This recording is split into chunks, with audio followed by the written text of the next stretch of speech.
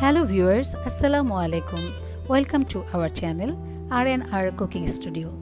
আজকে আমরা একটি মজাদার রেসিপি নিয়ে আপনাদের সামনে হাজির হয়েছি। আমাদের রেসিপিটির নাম হচ্ছে মহিষের মজাদার মাংস ভুনা। চলুন দেখে নিই আমরা মজাদার মহিষের মাংস ভুনা করতে আমাদের কি কি উপকরণ লাগবে।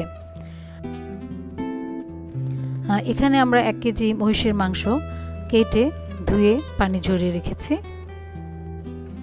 তারপরে এখানে 2 বাটি পেঁয়াজ আছে। 1 বাটি পেঁয়াজ আমরা রান্না করার সময় কষানোর সময় ব্যবহার করব, আরেক বাটি পেঁয়াজ আমরা বেরেস্তার কাজে লাগাবো।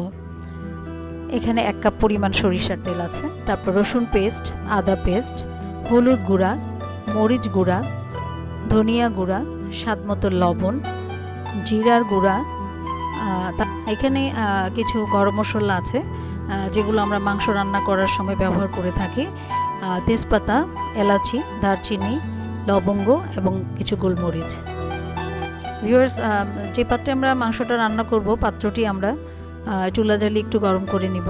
তারপরে আমরা 1 কাপ সরিষার তেল ঢেলে দিব পাত্রটি গরম হওয়ার সাথে। তারপরে আমাদের গরম মশলাগুলো যেগুলো রেখেছিলাম, তেজপাতা, এলাচি, দারচিনি, লবঙ্গ, গোলমরিচ পর্যায়ক্রমে দিয়ে দিব। গরম মশলাটা আমরা কি পরিমাণ দিলাম সেটা আপনারা ডেসক্রিপশন বক্স থেকে দেখে নেবেন। তারপরে আমরা তেলের সাথে গরম মশলাটা ভেজে নিব। গরম মশলাটা ভেজে নিলে খুব সুন্দর একটা ঘ্রাণ হবে মাংসটাতে।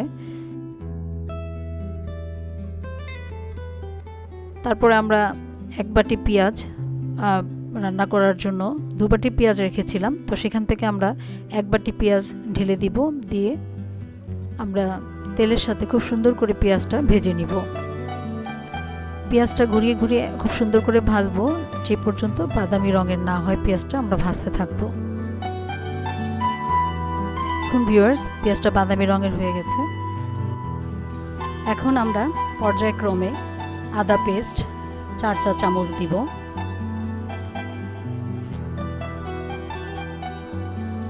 রসুন পেস্ট 4 চা চামচ দিব। আদা রসুন দেওয়ার পরে আমরা এটা খুব সুন্দর করে পেঁয়াজ, তেল এবং গরম মশলার সাথে সুন্দর করে মিশিয়ে আদা রসুনটাকে তেলের সাথে ভেজে নিব। আদা রসুনটা যখন ভাজা হয়ে যাবে ভিউয়ার্স, যাতে এটা পুড়ে না যায়, পরিমাণ মতো একটু পানি দিয়ে দিব যাতে এটা লেগে না যায়। এরপর পর্যায়ক্রমে আমরা বাকি মশলাগুলো দিয়ে দিব। হলুদ গুঁড়া 4 চা চামচ, মরিচ গুঁড়া 3 চা চামচ, ধনে এবং জিরা গুঁড়া 4 চা চামচ করে দিয়ে দিব।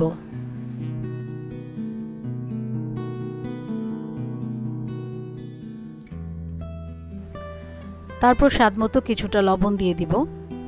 লবণটা প্রয়োজন হলে আমরা রান্না শেষে একবার পরখ করে আবার দিতে পারবো। সম্পূর্ণ মশলাটা আমরা সুন্দর করে ঘুরিয়ে ঘুরিয়ে নেড়ে কষিয়ে নিব। দেখুন ভিউয়ার্স, আমরা ঘুরিয়ে ঘুরিয়ে নেড়ে দিচ্ছি মশলাটাকে। অনেকে আবার সব মশলা একসাথে মাখিয়েও মাংস রান্না করে থাকে। ভিউয়ার্স, আপনারা মনোযোগ দিয়ে আমাদের পুরো ভিডিওটি দেখবেন। আমাদের রেসিপিটি যদি আপনাদের ভালো লেগে থাকে তাহলে আমাদের চ্যানেলটি সাবস্ক্রাইব করবেন এবং পরের ভিডিওটির নোটিফিকেশন পেতে বেল আইকনটি প্রেস করবেন। মশলাটা আমাদের কষানো হয়ে গেছে, এখন আমরা মাংসটা ঢেলে দিব। তো মাংসটা ঢেলে দেওয়ার পর এখন আমরা খুব সুন্দর করে মশলার সাথে মাংসটাকে মিশিয়ে ভালোভাবে নাড়াচাড়া করে নিব। ভিউয়ার্স, এখানে একটি বিষয় উল্লেখ্য যে মহিষের মাংস রান্না করতে একটু সময় বেশি লাগে। আপনাদের হাতে যদি সময় কম থাকে তাহলে আপনারা এই রান্নাটি প্রেসার কুকারেও রান্না করতে পারবেন। আজকে আপনাদেরকে আমি ম্যানুয়ালি পুরো রান্নাটা শুরু থেকে কিভাবে করতে হয় সেটা দেখানোর জন্যই এই ভিডিওটি বানিয়েছি। ভিউয়ার্স, মাংসটা আমরা মশলার সাথে মিশিয়ে ঘুরিয়ে ঘুরিয়ে নেড়ে চেড়ে দিব এবং আধা ঘন্টা ধরে মাংসটা কষাবো। মাংসটা আপনারা যত কষাবেন ততই মাংসটা স্বাদ হবে। যতক্ষণ না পর্যন্ত তেলের উপরে মাংসটা উঠে না আসে ততক্ষণ পর্যন্ত আমরা এভাবে ঘুরিয়ে ঘুরিয়ে মাংসটাকে কষিয়ে নিব। দেখুন ভিউয়ার্স, খুব সুন্দর একটা রং হয়েছে কষানোর মাংসতে। তো মহিষের মাংস সিদ্ধ হতে একটু সময় লাগে, সেটা 1.5 থেকে 2 ঘন্টা, কারণ আমি এর আগেও মহিষের মাংস রান্না করেছি। টাইমটা আমি মোটামুটি এরকমই লেগেছে, 2 ঘন্টার মতো লেগেছে। তো আমি তারপর আজকের রান্নাটা কতটুকু সময় লাগে সেটা আমি আপনাদেরকে রান্নার শেষে জানিয়ে দিব। তো দেখুন ভিউয়ার্স, খুব সুন্দর একটা রং হয়েছে, তেলের উপরে মাংসটা উঠে আসতেছে কষানোর সাথে সাথে। তো আমরা এরকমভাবে মাংসটাকে আধা ঘন্টা কষিয়ে নিব, প্রায় কষানোর শেষের দিকে। দেখুন মাংসের উপরে তেলটা উঠে আসতেছে।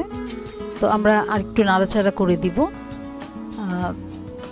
তেলের উপরে প্রায় মাংসটা উঠে এসেছে।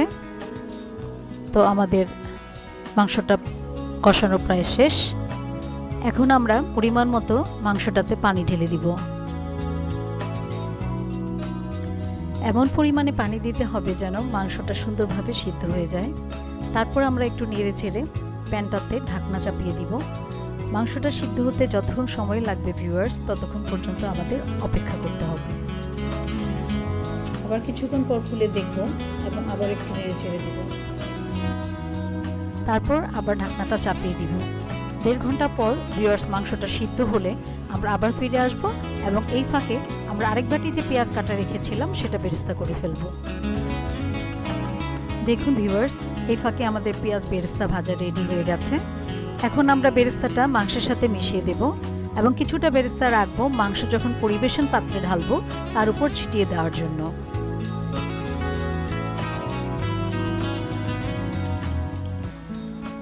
এখন আমরা সেই বেরেস্তাটা মাংসের মধ্যে ঢেলে দিব।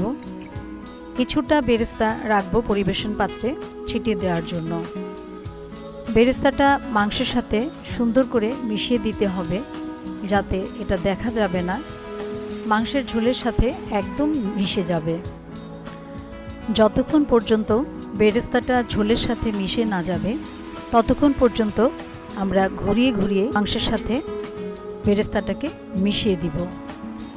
দেখুন ভিউয়ার্স, মাংসটা খুব সুন্দর একটা রং ধারণ করেছে। যেহেতু এটা ভুনা মাংস, সেহেতু আমরা এই মাংসটাতে ঝোল রাখবো না। যতটুকু ভেজা ভাব আছে সেটা আমরা আস্তে আস্তে ঘুরিয়ে ঘুরিয়ে নেড়ে চেড়ে শুকিয়ে নিব। এখন ভিউয়ার্স, আমাদের মাংস রান্নাটা এখন পুরোপুরি শেষ। আমরা এখন পরিবেশন পাত্রে ঢেলে নিব।